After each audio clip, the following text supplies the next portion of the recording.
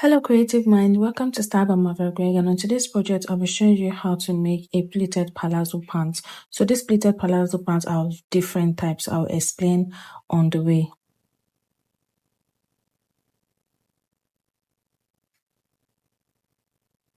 So here I've gone ahead to fold my first fabric for the front into two, and how I folded it is my round hip circumference divided by 4, and I added extra 7 inches for the 6 inches for the pleats and 2 inches for my crotch extension, right?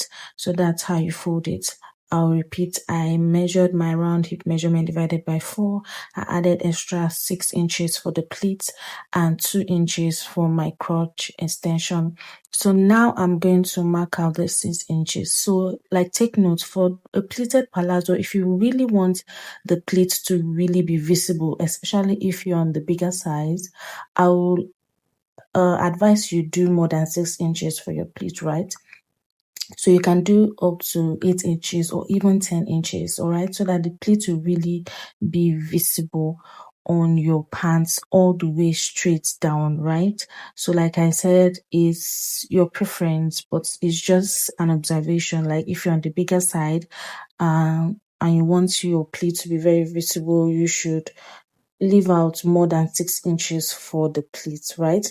So the next step now is to go ahead and mark out I'm going to be including a band to this pants. So I'm going to mark out my crotch depth. So for my crotch depth, I'm adding extra 2 inches to it. So if you measure your crotch depth and for instance it's 12 inches, add extra 2 inches to it because this is a palazzo pants, right?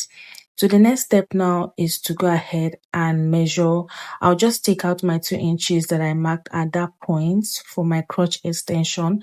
I will extend into the top, and at the top part, what I marked is my round waist circumference. So I'll just go ahead and connect it all the way down. So I'll connect it all the way down and give it my curve. So I'll curve it. So what I have there now is exactly my crotch, and next at the waistline, remember I'm adding a band to it. What I did is I will go in by 1 inches to just have a curve at that point, right? I'll just go in and have a curve at that point. So this is pretty much easy. That's really all for this pant. And the length of this pant, I think I made use of 47 inches because this is a palazzo pant. We want it to be we want the length to be very generous, right? So you can measure how you want it. If you don't want it too long, you can reduce your length and impute the exact length you want. So that's pretty much it for it, all right? What you basically need is for this pant is the pleats, the number of pleats you want to measure, your round hip measurement, and your crotch extension. That's basically all for this pant, and I'm going to be cutting it out. So the reason why I did this 1 inches at the side is because you know that hip point is not so straight, so I just want to have that curvy effect, and that's why I went out in by 1 inches. So next is just to cut out, and I'll open this up. So I'm going to be placing this on my back piece. So just ensure that your back piece is like 3 inches bigger than your front piece, at least 3 inches, right? So here, this is my back piece. I'll go ahead and arrange it properly, and I'll be placing my front piece on it, and I'll just go ahead and what I'll just be adding is I'm just going to be extending my upper part by 2 inches, right? And I'll go out here by about 1 inches, and I will connect it just like so. So why I'm going up there by 2 inches is because the person wearing this pants is on the big side, right? So I'm just to accommodate the bum of the person. So I'll just go ahead and connect and extend my crotch and I'll basically cut out, and that's all for the back of this pants. It's very, very easy to make. So this pleated palazzo pants, like I was saying at the beginning of this video, there are different types. You can decide to pleat your pants by the sides, right? You can decide to pleat it at the front part, or you can decide to pleat it by the side. So whichever way, and there are different ways you can pleat. You can decide to pleat it like an overlap, or you can decide to just join it together and pleat.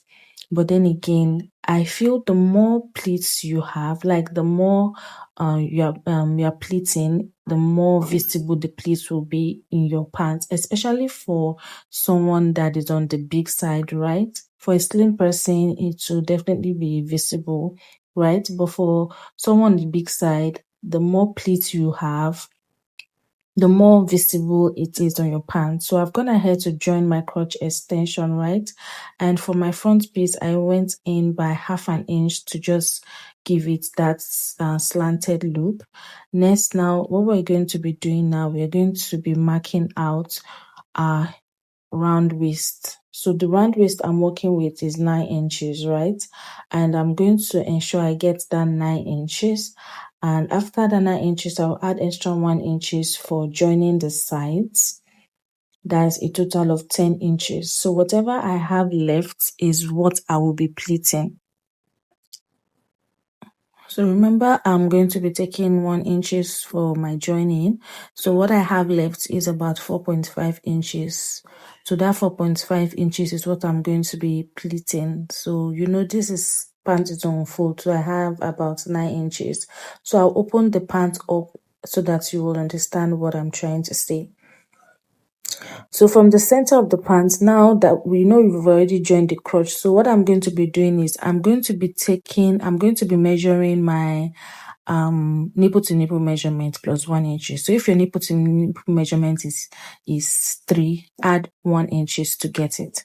So after doing that, what I'm going to do is I marked out that nipple to nipple measurement, then I marked the 4.5 inches, then I got the midpoint and I pleated it.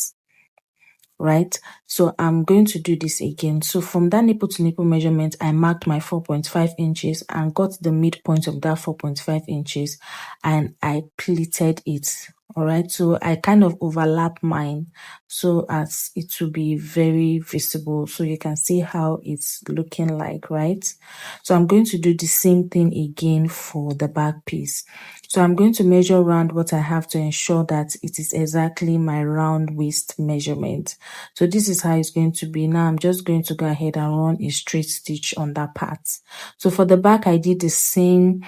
I'm going to mark my round waist measurement, and what I have left is about 6 inches. All right, my round waist measurement plus 1 inches, then what I had left is 6 inches.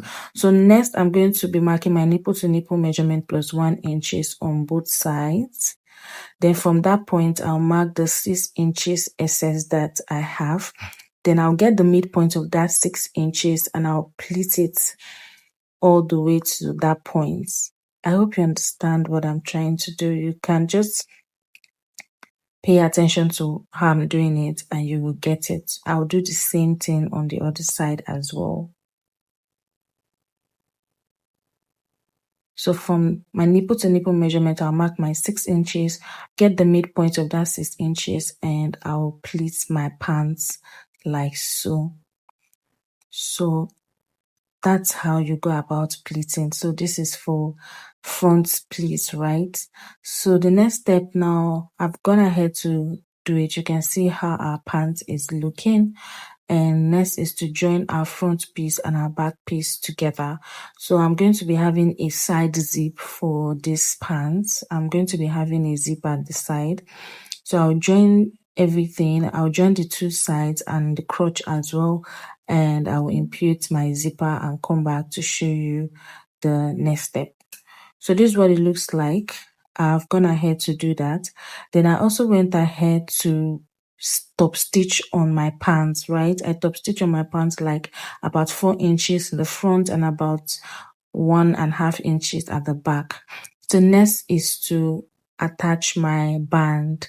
I'm going to be folding the downside of my pants as well. So for my band, I have about 2 inches here, and I included like a hemming gum on clothes stay on it, and I'm going to be attaching my band to my pants.